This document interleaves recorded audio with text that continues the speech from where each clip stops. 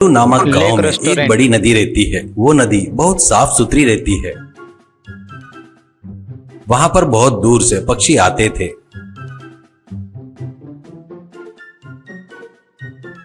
उतना ही नहीं, उस नदी में हर प्रकार के रंग बिरंगी मछलियां बढ़िया घूमते रहती है।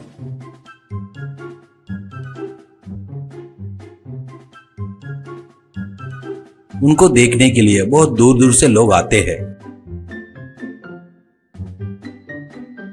ऐसे ही रहते हुए उस गांव के पंचायत समिति वाले कुछ दिनों पहले गांव के बच्चों के लिए एक स्विमिंग पूल बनाते हैं। पर गांव में संदीप बोलकर एक व्यक्ति बच्चों के लिए स्विमिंग पूल वेस्ट है, बेमतलब का प्रेसिडेंट और बाकी के लोग पैसे दबाने के लिए ये सब नाटक कर रहे हैं करके बताने से गांव वाले कोई भी बच्चों को स्विमिंग पूल के लिए नहीं भेजते। इससे कोई आने वाला नहीं रहने से वो स्विमिंग पूल पुराना जैसा बन जाता है। इससे प्रेसिडेंट बहुत खर्चा करके बनाए सो स्विमिंग पूल खराब हो जाने से इज्जत जाकर घर से बाहर निकलना बंद कर देता है। ऐसे ही रहते हुए एक दिन सोनू बोलकर एक व्यक्ति गांव के प्रेसिडेंट के पास आता है। अब प्रेसिडेंट से सोनू, भैया घर में कब तक बैठोगे, मुझे एक आइडिया है। इससे तुम्हारे साथ साथ गांव की कमाई होगी और तुम्हारा नाम भी होगा, पर तुमको मुझे थोड़ा कोऑपरेट करना होगा, क्या बोलते हो? ऐसा कहता है। प्रेसिडेंट, क्या नाम रे बाबा, अब तक गाँव के लिए अच्छा होगा करके स्विमिंग पूल बनाया तो वो सड़ गया, मुझे कुछ मदद करते क्या करके एमएलए के पास गया तो वो मेरे पास आया तो मारूंगा करके बोला। ये सब उस बेवकूफ संदीप की वजह से हुआ है। सोनू, भैया ये सब छोड़ दो, पहले तुमको एक बात बताता हूँ। अपने नदी के बीच में एक ऊंची जगह है ना, देखे ना, वहाँ पर रेत के टीले रहते हैं ना, वहाँ पर बैठे तो पानी घुटने तक रहता है। वहाँ पर एक बढ़िया सा रेस्टोरेंट बनाएंगे क्या? बढ़िया विजिटर के पैर घुटने तक पानी में रहेंगे, बढ़िया अपनी मछलियाँ आकर फुट मसाज करते रहेंगी। कुकिंग किनारे पर रखेंगे, बढ़िया छोटे छोटे जो टॉय बोट रहते हैं ना, उस टॉय बोट में बनाए सो खाना रखकर उनके पास भेजेंगे तो बच्चे फुल एंजॉय करेंगे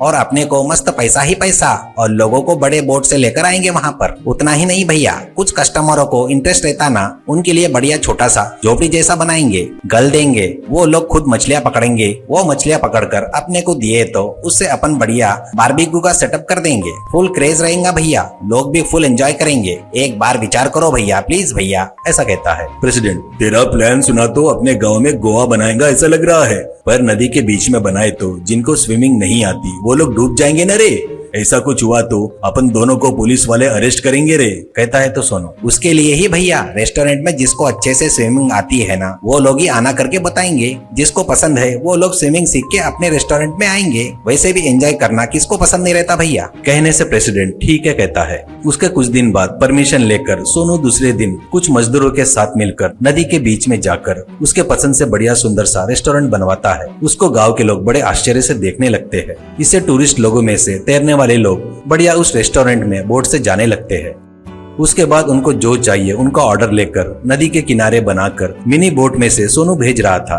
वो वहाँ पर बढ़िया किनारे पर बैठते हैं तो उनके नीचे उनके पैरों पर मछलियां आकर मसाज कर रहे थे। मिनी बोट से आए हुए खाने को बढ़िया खाकर एंजॉय कर रहे थे।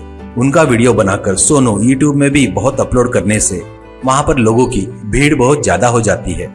उनको गाँव वाले आकर बड़े विचित्र से देख रहे थे। वैसे ही कुछ लोग कस्टमर बड़े उत्साह से गल डालकर मछलियों को पकड़ने के साथ साथ वापस मिनी बोट में किनारे पर भेज रहे थे। तो किनारे पर बैठे कुक बड़ी तेजी से उसको पकाकर फिर से मिनी बोट से उनको कस्टमर के पास भेज रहे थे। इस व्यापार के बारे में जानकर एमएलए यूट्यूब में देखकर प्रेसिडेंट को अपने पास बुलाकर उसकी तारीफ करता है। ये बात पता चलने पर संदीप को बहुत जलन होती है। इससे वो गांव के कुछ बच्चों को लेकर नदी के पास आता है। रहा है, जिसको स्विमिंग आती है वो लोग ही चढ़ना है, तेरे जैसे लोग चढ़े तो एकदम फटाफट ऊपर पहुंच जाएंगे, ऐसे कहता है। तो संदीप, मुझे तैरना नहीं आता, फिर भी मैं जाऊंगा, ऊपर गया तो भी चलेगा। सोनू, बढ़िया है भैया, तुझे पता नहीं है शायद, देख इस गांव में तू नंबर 1 बेवकूफ है और मैं नंबर 2। ठीक है, पर एक शर्त है, तू ऊपर जाता है करके बोल रहा है ना, इससे हमारा कोई संबंध नहीं है और कोई लेना देना भी नहीं है, ये केवल तेरी खुजली है करके मान कर साइन करना पड़ेगा, ठीक है ना भाई। कहने से संदीप ताव में आकर एक पेपर पर साइन करता है। उसके बाद संदीप को बोट में चढ़ाकर सोनू जाता है। उसके बाद संदीप बढ़िया चेयर में बैठकर पाव बढ़िया पानी में रखकर मछलियों से मसाज करवा रहा था। उतना ही नहीं, बाजू में रखे गल को लेकर मछली पकड़ने को देखता है तो एक बड़ी मछली उस गल में फंस जाती है। संदीप उसको जबरदस्ती खींचने से गुस्से में आकर मछली जोर से झटका मारती है। बस उससे संदीप पानी में गिर जाता है। अब संदीप को वो मछली पूरे नदी में घुमा रही थी। इससे संदीप, अरे बचाओ रे, प्लीज बचाओ रे, बचाओ। ऊपर जाता सोचा पर ये पानी के अंदर खींच के ले जा रही है। अरे बचाओ रे बाबा बचाओ करके चिल्ला रहा था। फिर भी मछली उसको छोड़ नहीं रही थी। ऊपर से वो किसी को मिल भी नहीं रही थी। वैसे वो मछली बहुत देर तक उसको नदी में घुमाते घुमाते आखिर में किनारे पर आकर छोड़कर वो मछली मर जाती है। वो देखकर सोनू वहीं पर बाजू में रखे लाठी को लेकर, क्यों रे बेवकूफ, तू मेरे स्विमिंग पूल को खराब करने के बाद भी छोटे बच्चों को भी लाकर खराब करने को देख रहा है क्या? तेरे को देखकर बच्चे भी कल तैरना नहीं आने के बाद भी पानी में उतरे तो किसकी जिम्मेदारी है रे? तेरी किस्मत अच्छी है जो तुझे मछली यहाँ पर किनारे पर लाकर डाल दी, पर बच्चे की परिस्थिति क्या होगी रे? अब मुझे समझ में आ गया रे, तेरे जैसे इंसान को अच्छे से बताए तो नहीं समझ में आता रे। लाठी से ही सुनते रे तुम जैसे लोग। तेरी वजह से मुझे कितनी टेंशन हो गई पता है क्या? कहकर संदीप को पकड़कर जमकर धुलाई करता है। उसके कुछ दिनों बाद संदीप के बारे में जानकर लोग धीरे धीरे तैरने के फायदे भी जानकर अपने बच्चे को ले जाकर स्विमिंग पूल में स्विमिंग सिखाने के लिए ज्वाइन कराते हैं। इससे एक ही बार में स्विमिंग पूल अच्छा बन गया। लेक रेस्टोरेंट भी बढ़िया चलने लगा, बिजी रहने लगा। ऐसी ही वीडियो देखने के लिए लाइक एंड सब्सक्राइब जरूर करें। धन्यवाद।